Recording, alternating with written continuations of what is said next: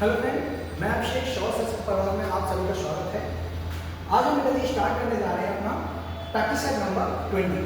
तो ईवीएस का ये प्रैक्टिस सेट नंबर कितना है? 20। ठीक है, तो कल हमने 2 प्रैक्टिस सेट आपको करा दी थी। चलिए तो स्टार्ट करते हैं पहला क्वेश्चन। चलिए तो पहला क्वेश्चन हमारा क्या कह रहा है, पारिस्थितिक तंत्र का उदाहरण क्या है? तो पारिस्थितिक तंत्र का उदाहरण क्या हो जाएगा? वायु, ताला, जल या मृदा। तो बेटा जी क्या आंसर हो जाएगा आपका? पारिस्थितिक तंत्र। सबसे बेस्ट उदाहरण हमारा क्या हो जाएगा पारिस्थितिक तंत्र का? तो यहाँ पे हो जाएगा ताला। ह्यूमस निर्माण में कौन सहायक होता है? क्या उत्पादक होते हैं, अपघटक होते हैं, उपभोक्ता होते हैं, शब्द होते हैं? तो बेटा ये तीनों के तीनों कारक होते हैं हमारे ह्यूमस निर्माण में। ठीक है, तो ह्यूमस निर्माण में कौन हो जाएंगे? उत्पादक भी होंगे, अपघटक भी होंगे, उपभोक्ता भी होंगे, यानी कि ये सभी आंसर हो जाएगा। निम्नलिखित में से कौन सा एक आंतरिक ग्रह नहीं है? तो मैंने आपको बताया था आंतरिक और बाह्य ग्रह। ठीक है, 4 हमारे कौन से हैं? आंतरिक हैं, और 4 हमारे कौन से हैं?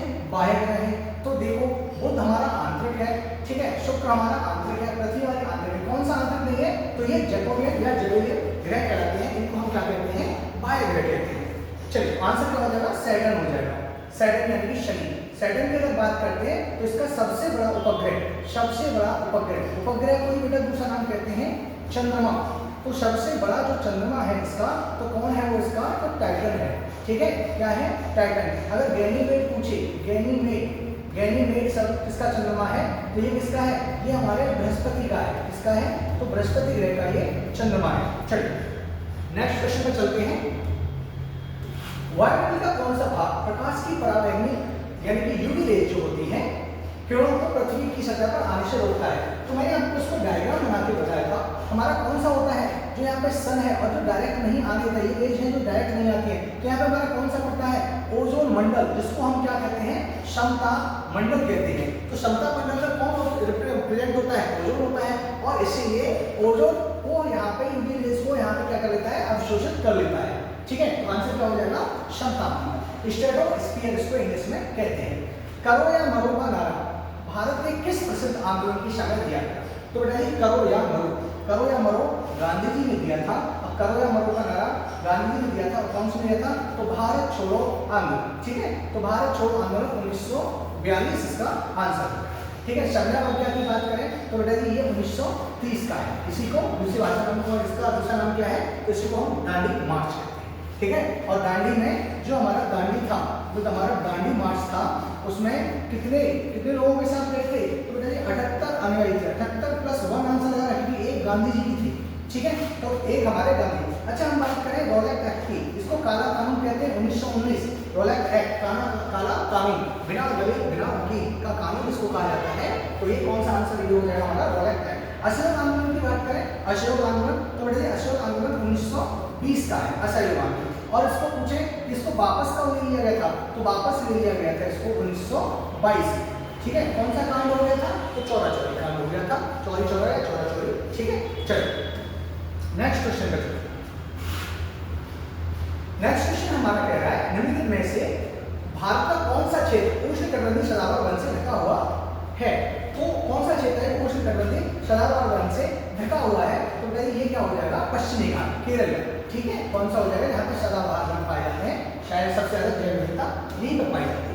चलिए WWF से क्या आशय है? तो world wide fund for nature इसका नया नाम है, वैसे वर्ल्ड वाइड फंड है। तो वर्ल्ड वाइड लाइफ फंड, तो वर्ल्ड वाइड लाइफ फंड हो जाएगा। ठीक है, अब world wide life fund for nature भी हो गया।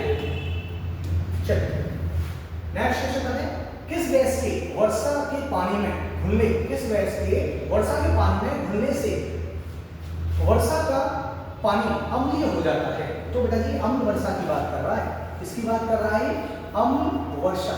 और अम्ल वर्षा में क्या गिरते हैं? H2SO4 गिरता है। और H2SO4 यानी कि H2SO4, तो चौथा ऑप्शन और यहाँ पर होना चाहिए इसका, ये सल्फर डाइऑक्साइड।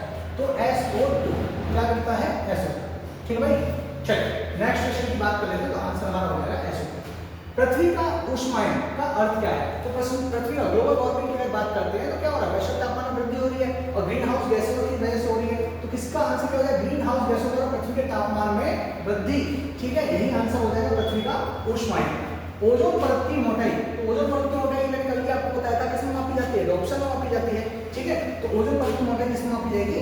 तो डॉप्सन आंसर हो जाएगा। नेक्स्ट क्वेश्चन पे चलते हैं। चलिए, निम्नलिखित में से कौन सा ऊर्जा का वैकल्पिक स्रोत है? ऊर्जा का वैकल्पिक स्रोत तो कौन सा हो जाएगा?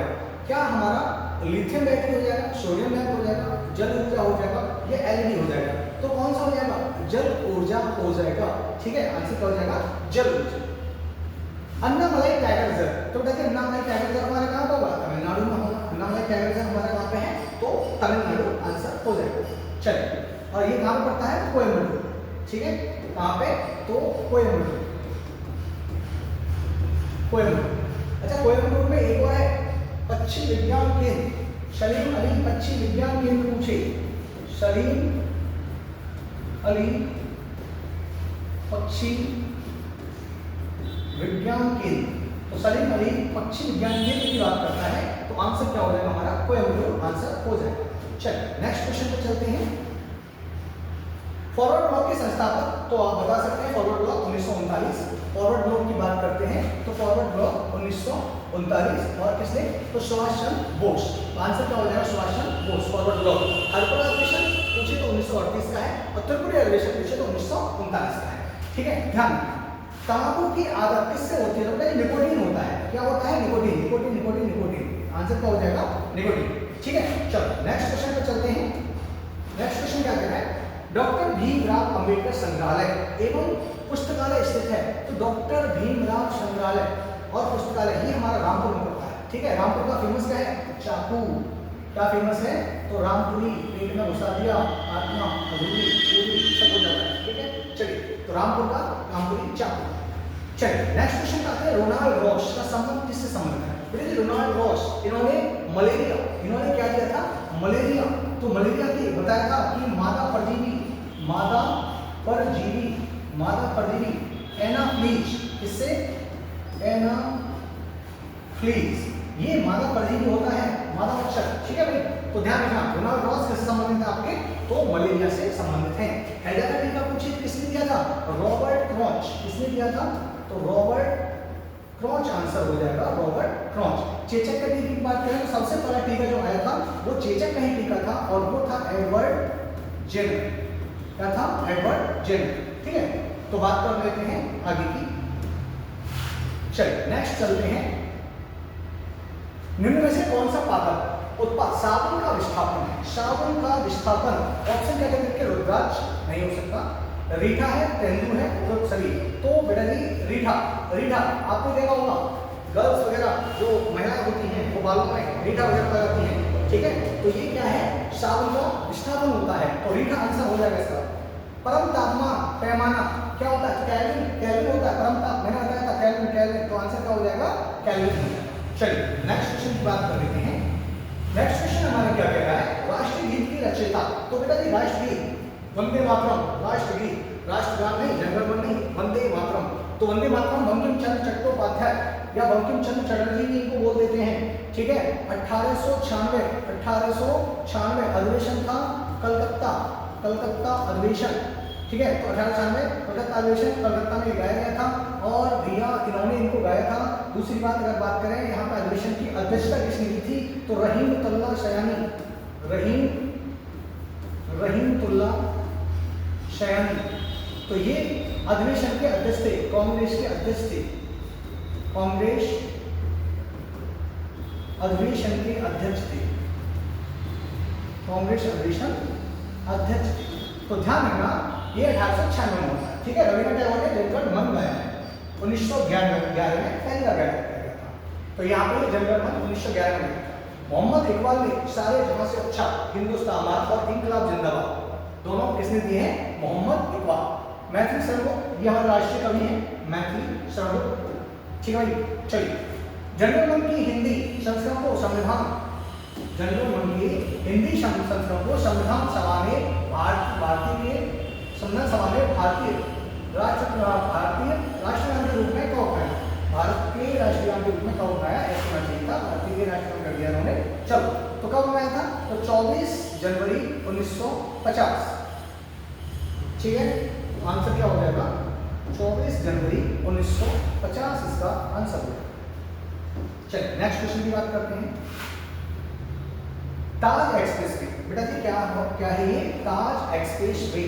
तो क्वेश्चन कह रहा है हमारा, ताज एक्सप्रेस वे किन शहरों में होता है? तो ताज एक्सप्रेस वे इसका दूसरा नाम, पहली बात इसका दूसरा नाम, इसी को बोलते हैं यमुना एक्सप्रेस वे। तो यमुना एक्सप्रेस वे इसी का दूसरा नाम है यमुना एक्सप्रेस। आपको पता है कहां से कहां जा रहा है? तो आगरा से ग्रेटर नोएडा आप जाते हो ना, और चौक ग्रेटर नोएडा होते हुए, ठीक है। तो ये क्या है हमारा? आगरा से ग्रेटर नोएडा जा रहा है, कौन सा? ताज एक्सप्रेस वे। नेक्स्ट क्वेश्चन की बात करते हैं 22। हमारे शरीर के किस अंग के द्वारा अमोनिया को यूरिया में बदला जाता है? तो बेटा जी कौन बदलेगा? अमोनिया को यूरिया में बदला जाता है। अमोनिया को यूरिया में बदलता है हमारा लीवर। कौन होता है? लीवर, यानी कि यकृत। तो अमोनिया को यूरिया में बदल देता है। रिएक्टर पैमाने से की तीव्रता मापी जाती है। तो रिएक्टर पैमाना क्या होता है? रिएक्टर पैमाना, रिएक्टर पैमाने से भूकंप की तीव्रता कितने रिएक्टर पैमाने पर आया है? 7.4 है, 8 है, या उससे अधिक है या उससे कम है? अभी लगातार अभी कल या परसों में हाल ही में फिर से झटके वगैरह जम्मू कश्मीर वगैरह में दे रहे हैं, काफी झटके आए हैं भूकंप के, ठीक है। तो रिएक्टर पैमाना किससे संबंधित है? हमारा भूकंप। और ये तो भूकंप की तीव्रता हो गया, तीव्रता वाला क्वेश्चन। लेकिन एक होता है सीस्मोग्राफ। तो बेटा ये सीस्मोग्राफ ये क्या है? भूकंप मापी है। तो ये भूकंप मापी है, यानी भूकंप का पता लगाने के लिए किसका प्रयोग किया जाता है? भूकंप आने वाला है तो ये सीस्मोग्राफ बताता है। चलिए नेक्स्ट क्वेश्चन पे चलते हैं। भारत में उपभोक्ता संरक्षण अधिनियम पारित हुआ था। तो ये 86 का अधिनियम है, भारत में उपभोक्ता संरक्षण अधिनियम। ऑप्शन पे चलते हैं, अभी इसमें नहीं है, तो ये 1986, ठीक है। तो बेटा आंसर क्या हो जाएगा? 1986 इसका राइट आंसर हो जाएगा। नेक्स्ट क्वेश्चन क्या कह रहा है? प्राथमिक स्तर पर इतिहास पढ़ाने की सबसे प्रभावी विधि क्या है? तो व्याख्यान विधि, प्रोजेक्ट विधि, कहानी सुनाने विधि या चर्चा विधि। तो अगर हम बात करते हैं तो प्राथमिक स्तर पर, तो प्राथमिक स्तर पर क्या होती है? कहानी सुना के हम बातें बता रहे होते हैं कि वो ऐसे थे, राम भगवान थे, ठीक है। तो ये सारी बातें हम उसको कैसे करते हैं? बच्चे को तो सुनाकर बता रहे होते हैं। नेक्स्ट क्वेश्चन हमारा कहता है 26, निम्नलिखित में से कौन सी बीमारी प्रोटोजोआ का कारण होती है? प्रोटोजोआ के कारण होती है। तो बेटा जी प्रोटोजोआ के कारण कौन सी होती है? मलेरिया होती है। कौन सा प्रोटोजोआ होता है? प्लाज्मोडियम होता है, प्लाज्मोडियम। तो प्लाज्मोडियम होता है, प्लाज्मोडियम ये हमारा प्रोटोजोआ होता है। और इसके कारण कौन सी होती है? हमें मलेरिया। एमीबिएसिस, ये भी बेटा एमीबिएसिस की एंट से होती है, एंट अमीबा से होती है, एंट अमीबा। तो दोनों ही आंसर सही है आपके, दोनों ही आंसर सही है यहाँ पे। एंट अमीबा भी एक परजीवी है और मलेरिया भी। लेकिन अब जैसे ये क्वेश्चन आता है तो सबसे पहला आंसर तो आप यही होगे, ठीक है। सबसे पहला किसमें जाएगा? आंसर ये। हालांकि दोनों ही आपके आंसर सही हैं, दोनों ही आयोग को चेक करने पड़ेंगे। चलिए नेक्स्ट क्वेश्चन। संविधान सभा के सदस्यों ने को भारतीय संविधान पर हस्ताक्षर किए थे, तो कब किए थे? 24 जनवरी 1950, 26 नवंबर 1948, 26 नवंबर 1949 और 24 जनवरी 1950। तो कब किए थे? तो 24 जनवरी 1950 को 284 लोगों ने साइन किए। कितने लोगों ने साइन किए थे? तो 284। चलिए राष्ट्रीय खेल दिवस किसकी याद में मनाया जाता है? तो मेजर ध्यानचंद। और मेजर ध्यानचंद को बोलते थे हॉकी के जादूगर, तो हॉकी के जादूगर भाई साहब थे। 29 अगस्त को ये मनाया जाता है राष्ट्रीय खेल दिवस, ठीक है। चलिए इनके जन्मदिन। नेक्स्ट क्वेश्चन की बात करते हैं। एबीएस में एक शिक्षक छात्रों को जानवरों के बारे में पढ़ाने के लिए चिड़ियाघर ले जाता है, ठीक है। यह गतिविधि निम्न के अंतर्गत आती है। तो बेटा जी क्यों दिखाने की कोशिश कर रहा है? तो क्षेत्र का दौरा किया होगा, क्या किया होगा? क्षेत्र का दौरा किया होगा, इसलिए उनको घुमाने के लिए 73वां भारतीय संविधान संशोधन संबंधित है, किससे संबंधित है? तो पंचायती राज प्रणाली से संबंधित है 73वां संविधान संशोधन। तो बेटा जी यहाँ पे 30 क्वेश्चन कर लिए हैं हमने, अपना 20वां सेट कंप्लीट कर लिया ईवीएस का। हम अब यहाँ से नेक्स्ट सेट के बारे में बात करते हैं, जो हमारा 21वां सेट है। तो बेटा जी हम जल्दी से स्पीड से 21वां सेट भी आपको अभी करा रहे हैं, ठीक है, क्योंकि अब हमारे पास टाइम के लिए टाइम कम है, तो हमें ज़्यादा से ज़्यादा प्रैक्टिस सेट लगाने हैं। और क्योंकि क्लासेस स्थगित हो रखी है फिलहाल, तो जितनी ज़्यादा प्रैक्टिस हम कर सकते हैं हम उतनी ज़्यादा प्रैक्टिस आपको करा के देंगे, ठीक है। चलिए तो बिना समय गंवाए स्टार्ट करते हैं प्रैक्टिस सेट नंबर 21। अन्य मृत जंतुओं पर निर्वाह करने वाले प्राणी को कहते हैं, तो बेटा दूसरों के ऊपर, और कैसे हैं, तो बेटा जी ये है मृत। तो मृत जंतुओं पर मैंने आपको बताया कैसे होते हैं, स्कैवेंजर। कौन से स्कैवेंजर होते हैं, मृतोपरुषी कहते हैं इनको। तो स्कैवेंजर इसमें कौन आते हैं, श्यार ये आते हैं हमारे, ठीक है, श्यार है, गिद्ध है, श्यार है, गिद्ध है, ये सब आते हैं। और गिद्ध कैसे खत्म हो गए थे, तो डाइक्लोफेनिक दवा खाके गिद्ध खत्म हो चुके थे, विलुप्त हो गए। वनों के कटान के प्रमुख परिणाम है, तो वन्य प्राणियों के प्राकृतिक आवास का विनाश, बिल्कुल सही बात है, प्राकृतिक आवास का विनाश हो जाता है। जल चक्रण का प्रभाव, इससे जल चक्रण पर प्रभाव पड़ता है, बिल्कुल पड़ता है, बदलाव होता है। तो यानी तीनों बातें सही है, तो तीनों बातें सही है, तो तीनों बातें फर्स्ट, सेकंड और थर्ड हमारा आंसर हो जाएगा। चलिए नेक्स्ट क्वेश्चन पे चलते हैं। किस ग्रह को एक बौना ग्रह कहकर संबोधित किया गया, तो बौना ग्रह, क्षुब्ध ग्रह ये कौन था, तो ये था प्लूटो। किसको, तो प्लूटो को कहते थे, ठीक है। ये क्या करता था, ये बिना किसी की परमिशन से, किसी की भी कक्षा में, किसी भी ऑर्बिट में, बिना किसी परमिशन के किसी भी ऑर्बिट में चला जाता था, ठीक है। तो इसको 2006 में क्या बोला था, बौना ग्रह, ठीक है, बौना ग्रह कहकर संबोधित किया गया था। चलिए नेक्स्ट क्वेश्चन की बात करते हैं। पृथ्वी के वायुमंडल में निम्नलिखित में से किस गैस का प्रतिशत अन्य गैसों की तुलना में अधिक है, तो बेटा ये सबसे ज्यादा 78% कौन थी, नाइट्रोजन है। 21% की बात करें तो कौन है आपका, ऑक्सीजन है। और 0.03 पूछे तो कार्बन डाइऑक्साइड है, ठीक है। तो यहाँ पे जब नाइट्रोजन दे रखा है तो और किसी को बात करनी नहीं है, तो यही 78% है, यही कितनी है, तो 78% है। चलिए बागवानी के लिए कौन सा प्रकार का उर्वरक उपयोगी होता है, तो बेटा बागवानी कर रहे हैं हम, क्या यूरिया नहीं, सोडियम फॉस्फेट नहीं, डीएपी नहीं, कौन सा हो जाएगा बागवानी के लिए, वर्मी कंपोस्ट यानी कि वर्मी कल्चर से संबंधित, और वर्मी कल्चर यानी कि केंचुए की खेती। एलिफेंटा द्वीप अवस्थित है, तो एलिफेंटा द्वीप बेटा जी कहाँ पे है, एलिफेंटा द्वीप ये हमारा पड़ता है ओमान सागर कहाँ पे है, मुंबई तट। तो मुंबई तट आंसर क्या हो जाएगा, मुंबई तट। और मुंबई तट में कहाँ पे है, ओमान सागर के पास, ठीक है, ओमान सागर के पास हमारा कौन सा है, एलिफेंटा द्वीप, एलिफेंटा की गुफाएं। चलिए नेक्स्ट क्वेश्चन की बात करते हैं। भारत के संविधान के अनुसार पशुधन और पशुपालन का विषय शामिल है, तो क्या ये 7वीं अनुसूची में दे रखा है, कौन सी अनुसूची में, 7वीं अनुसूची, तो 7वीं अनुसूची में दे रखा है। और किसका विषय है, हमारा राज्य सूची का विषय, ठीक है। यहाँ पे राज्य इसके ऊपर पक करेगा, तो राज्य सूची का विषय होता है। नेक्स्ट क्वेश्चन पे आ जाते हैं। कौन सी ग्रीन हाउस गैस वातावरण में सबसे अधिक मात्रा में उपस्थित रहती है, ठीक है। तो अगर क्वेश्चन की बात करते हैं, कौन सी ग्रीन हाउस गैस वातावरण में सबसे अधिक मात्रा उपस्थित रहती है, क्वेश्चन का प्रोपेन है, एथेन है, कार्बन डाइऑक्साइड है, मीथेन है, ठीक है। तो प्रोपेन, एथेन, कार्बन डाइऑक्साइड। तो ग्रीन हाउस गैस की बात करें, ग्रीन हाउस गैस की बात करेंगे तो हमारा आंसर क्या हो जाएगा, कार्बन डाइऑक्साइड, CO2, ठीक है, कार्बन डाइऑक्साइड। ध्यान रखना, बड़ा ही इंपॉर्टेंट क्वेश्चन रहता है कार्बन ग्रीन हाउस गैसेस। अभी यूपीपी, उत्तर प्रदेश पुलिस ने बहुत सारी ग्रीन हाउस गैसेस के बारे में बात की है, ठीक है, कई सारे क्वेश्चन यहाँ पे बने हैं। मीथेन अगर बात करें तो दलदली भूमि,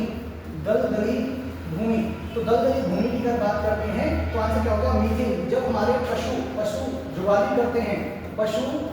करते हैं, तो वहां से भी किसका उत्सर्जन होता है, मीथेन का। धान की खेती, तो धान की खेती की अगर बात करते हैं तब भी हमारा कौन सा होता है, तो मीथेन का ही उत्सर्जन होता है। लेकिन यहाँ का आंसर क्या हो जाएगा आपका, कार्बन डाइऑक्साइड हो जाएगा, ठीक है। चलिए नेक्स्ट क्वेश्चन की बात करते हैं। अच्छा अगर हम पूछ रहे आपसे एलपीजी किस किस का मिश्रण है, एलपीजी किस किस का मिश्रण है, तो क्या आंसर हो जाएगा, प्रोपेन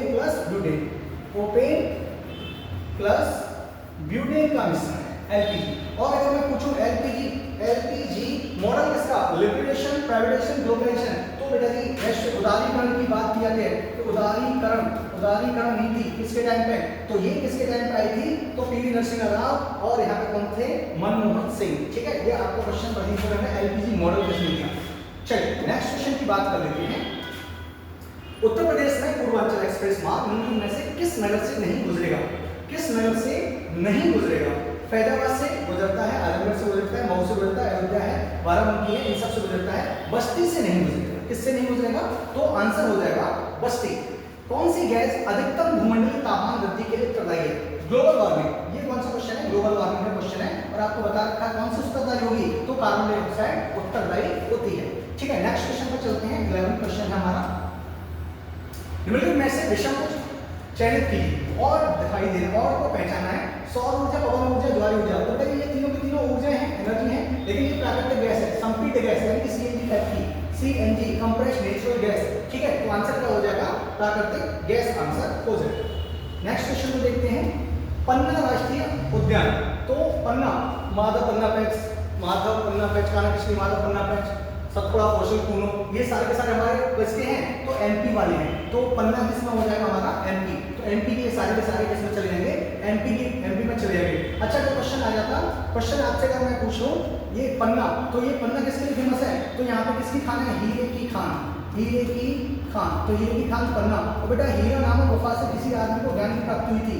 हीरा नामक गुफा, तो हीरा नामक गुफा से ज्ञान की प्राप्ति पूछे तो पैगंबर मोहम्मद साहब, पैगंबर मोहम्मद साहब। तो इनको हीरा नामक गुफा में मोहम्मद शाह, तो पैगंबर मोहम्मद शाह को हीरा नामक गुफा में ज्ञान की प्राप्ति हुई थी। पैगंबर मोहम्मद शाह जब मक्का से मदीना ट्रांसफर हो गए थे तो उस कल्चर, उस संवत को क्या हुआ था? हिजरी संवत 622। तो इसको बोलते हैं हम हिजरी संवत। तो हिजरी संवत कहते हैं। यहाँ तक बातों को आपको ध्यान रखना है।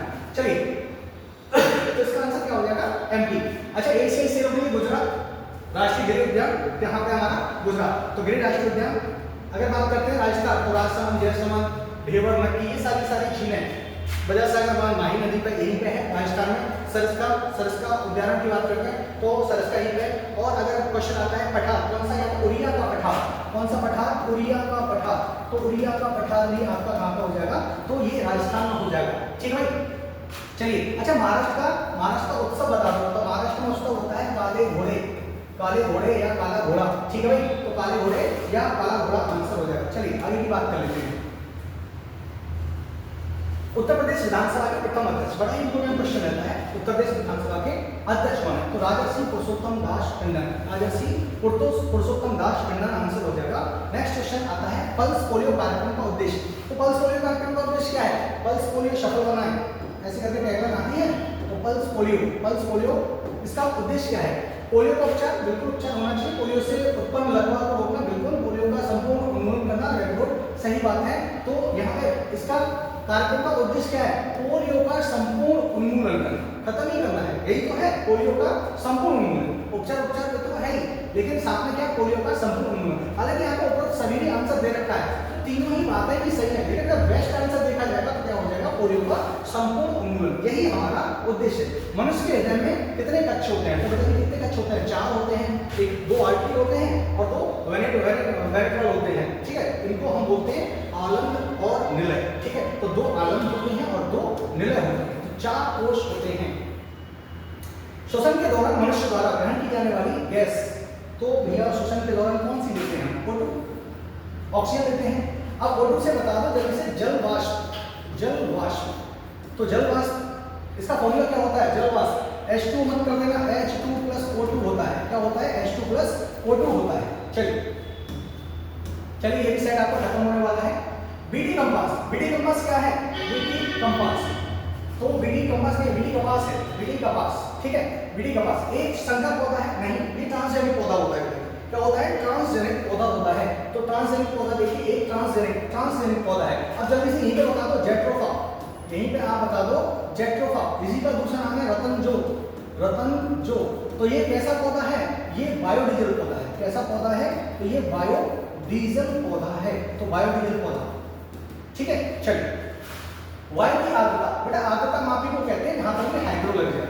जहां पर भी हाइड्रो लग जाए तो वहां पे किसकी बात हो रही है? नमी की बात हो रही है। आर्द्रता, और विश्व आर्द्रता दिवस अगर पूछता है तो 2 फरवरी, विश्व आर्द्रता दिवस 2 फरवरी, याद करो 2 फरवरी 1971 रामसर साइट, इन्हीं को बोलते हैं रामसर साइट। और रामसर का ईरान का एक शहर है, ईरान के एक शहर में 2 फरवरी 1971 को एक कॉन्फ्रेंस बुलाई गई थी, इसके लिए विश्व आर्द्र भूमियों के संरक्षण के लिए। तो हाइड्रो कहां पर दिखाई दे रहा है? तो हाइड्रो दिखाई दे रहा है हाइग्रोमीटर, तो आंसर क्या हो जाएगा, तो वायु की आर्द्रता किसमें मापी जाती है, तो हाइग्रोमीटर में मापी जाती है। ठीक है, चलिए। अच्छा, बैरोमीटर में ध्यान रखना, बैरोमीटर क्या होता है, वायु दाब। ग्राम पंचायतों का कार्य क्या है, अच्छा गांव की पंचायतें क्या क्या काम करती हैं, तो जल संसाधनों का रखरखाव बिल्कुल देखेंगे, प्रधान को ये सारी बातें देखनी पड़ती हैं। स्कूलों का निर्माण बिल्कुल, बीपीएल लाभार्थियों की सूची बिल्कुल हमें पता है, लो पॉवर्टी लाइन, तो यहाँ तक कौन से, तो इनमें से सही आंसर हो जाएगा, सारे काम हमारे किसके हैं, तो ग्राम पंचायत के कार्य होते हैं। निम्न में से प्राचीनतम वेद कौन सा, तो बेटा प्राचीनतम वेद हमारा कौन सा, कल भी क्वेश्चन आया था, प्राचीनतम वेद हो जाएगा हमारा कौन सा हो जाएगा, ऋग्वेद। और ऋग्वेद में मंडल पूछता है, ऋग्वेद में कितने मंडल हैं, तो मंडल कितने हो जाएंगे, 10 मंडल हो जाएंगे। तीसरे मंडल में पूछे तो तीसरे मंडल में क्या है, गायत्री मंत्र है, इसके तीसरे मंडल में गायत्री मंत्र है, 1028 सूक्त हैं, 1028 सूक्त हैं इसमें, और 10,462 ऋचाएं हैं, तो 10,462 क्या है, तो ऋचाएं हैं, तो 10,462 ऋचाएं हैं। और हमारे तीसरे मंडल में क्या है, तो ये गायत्री मंत्र को समर्पित है, तो तीसरा मंडल गायत्री मंत्र को समर्पित है। 90 में क्या है, तो उसमें सोम को समर्पित है। ठीक है भाई, चलिए। और 10वां मंडल पुरुष सूक्त, 10वां मंडल पुरुष सूक्त के लिए। नेक्स्ट क्वेश्चन पे चलते हैं। अच्छा, अथर्ववेद से क्वेश्चन पूछने, प्रजापति की 2 पुत्रियां थी, शभा और शमती, तो उनका उल्लेख कहां पे है, तो ये मैंने बताया है आपको, कहां पे है, अथर्ववेद। अगर क्वेश्चन है किससे संबंधित है, तो जादू टोना से संबंधित है, किससे संबंधित है, जादू टोना से संबंधित है ये, तो ये आंसर ये क्या हो जाएगा हमारा, जादू टोना से संबंधित है, जादू प्लस टोना। ठीक है, तो जादू टोना ये हमारा संगीत से है, संगीत, ठीक है, संगीत। यजुर्वेद गद्य पद से है, गद्य पद, तो गद्य पद का किसमें, यजुर्वेद में। अगर बात करता है ऋग्वेद की, तो इसमें ईश्वर भक्ति दी गई है, ईश्वर महिमा या ईश्वर भक्ति, ठीक है, तो ये किसमें दी गई है, ऋग्वेद। अच्छा, क्वेश्चन है ऋग्वेद का दूसरा नाम क्या है, तो अष्टक। ऋग्वेद का दूसरा नाम पूछिए तो आंसर क्या हो जाएगा, अष्टक हो जाएगा। चलिए नेक्स्ट क्वेश्चन, 17वीं लोकसभा अध्यक्ष का नाम बताइए, ये कर नहीं है, का होना चाहिए। ठीक है, तो अध्यक्ष का नाम, तो अभी बेटा ये द्वारा भी यही हो गए हमारे, ओम बिरला, ये दूसरी बार भी चयन इनका ही हुआ है, तो ओम बिरला, तो यही है हमारे ओम बिरला 17वीं लोकसभा के अध्यक्ष। ठीक है, वायुमंडल का प्रमुख स्तर जो पृथ्वी के सबसे पास है, तो मैंने बताया था सबसे पास कौन है, क्षोभमंडल है, यानी कि ट्रोपोस्फियर है। फिर उसके ऊपर पूछे तो समताप मंडल है, जिसमें कौन सा हो जाएगा, समताप मंडल। फिर सबसे निम्न वाला जिसमें निम्नतम ताप है उसको हम कहते हैं मीजोस्फीयर या मध्यमंडल हो जाएगा, समताप मंडल को स्ट्रेटोस्फीयर कहते हैं। उसके ऊपर चलते हैं तो हमारा कौन सा है, आयनोस्फीयर है, और सबसे ऊपर पूछे तो एक्सोस्फीयर है। चलिए, राज्यसभा में उत्तर प्रदेश की कितनी सीटें हैं, तो बेटा 31 और 80 सबसे ज्यादा हमारे पास है। ठीक है, तो आंसर क्या हो जाएगा, 31। वन प्रणाली सप्ताह किस वर्ष मनाया था, अक्टूबर में बताया था, 2 अक्टूबर से 8 अक्टूबर मनाया जाता है, 2 अक्टूबर से 8 अक्टूबर। आंसर देख लेते हैं, ऑप्शन के अकॉर्डिंग चलते हैं, तो ये अक्टूबर वाले में मनाया जाता है, अक्टूबर को, तो अक्टूबर के प्रथम सप्ताह 2 से 8 अक्टूबर मनाया था, मैंने आपको डेट बता दी है, अक्टूबर के पहले वाले सप्ताह में मनाया था। भारत में ग्रीष्मकालीन मानसून हवाएं किस दिशा में चलती हैं, तो दक्षिण से पश्चिम की ओर चलती हैं, तो दक्षिण पश्चिम से उत्तर और उत्तर, ठीक है, दक्षिण पश्चिम से उत्तर पूर्व चलती है। चलो नेक्स्ट क्वेश्चन की बात करते हैं, निम्नलिखित में से कौन सा पंचायती राज का एक स्तर नहीं है, पंचायती राज का एक स्तर नहीं है। तो भाई पहले तो आपने ये क्वेश्चन में त्रिस्तरीय किसने दी, तो बलवंत राय मेहता, इन्होंने कौन सी दी थी, त्रिस्तरीय। इन्होंने बताया था कि 3 स्तर होते हैं, और 3 स्तर कौन है, ग्राम पंचायत होती है, और जिला परिषद होती है, और हमारी पंचायत समिति, जिला परिषद पंचायत समिति, नगर पंचायत नहीं आती है इसमें। ठीक है, ग्राम पंचायत, जिला और पंचायत समिति, ग्राम, जिला और पंचायत समिति। ठीक है, तो कौन सा पंचायती राज का एक स्तर नहीं है, ग्राम हो गया, नगर हो गया, नगर बनी नहीं है। ठीक है, ग्राम है, जिला है और पंचायत समिति है। ठीक, बलवंत राय मेहता ने 2 स्तरीय दिया था, 2 स्तरीय बलवंत राय मेहता। चलिए, भारतीय संविधान की 3 क्वेश्चन और रहेंगे आपके। भारतीय संविधान के निम्न में से किस संशोधन द्वारा दिल्ली को, बेटा थोड़ा इंपॉर्टेंट क्वेश्चन बताया था, 69वां संविधान संशोधन, कौन सा, तो 69वां संविधान संशोधन, दिल्ली को विशेष राजधानी क्षेत्र बताया गया था। ठीक है, तो दिल्ली को राष्ट्रीय राजधानी क्षेत्र, 69वां संविधान संशोधन का। संविधान के अनुच्छेद 361 के अनुसार कौन न्यायालय के प्रति जवाब नहीं होता, तो ना ही राष्ट्रपति होता है, ना ही राज्यपाल होगा, ना ही राज्यपाल, यानी कि एक ही तीनों को जवाब देनी नहीं होती है। चलो नेक्स्ट क्वेश्चन की बात करते हैं। भारत भारत में किस राज्य का लोकसभा और राज्यसभा में प्रतिनिधित्व सर्वाधिक? अभी भी मैंने बताया 31 और 80 कौन हो जाएगा? तो यूपी हो जाएगा। अच्छा एक और बात ध्यान रखना, यूपी में सर्वाधिक रामसर साइट हो गई है। अब यूपी में सर्वाधिक रामसर साइट हो गई है लगातार एक साथ 75 जीआई टैग, और सॉरी रामसर साइट नहीं, जीआई टैग यूपी सर्वाधिक जीआई टैग वाला बन गया। सर्वाधिक रामसर साइट पूछे तो तमिलनाडु, दूसरे नंबर पर पूछे तो हम यानी कि यूपी हो जाएगा।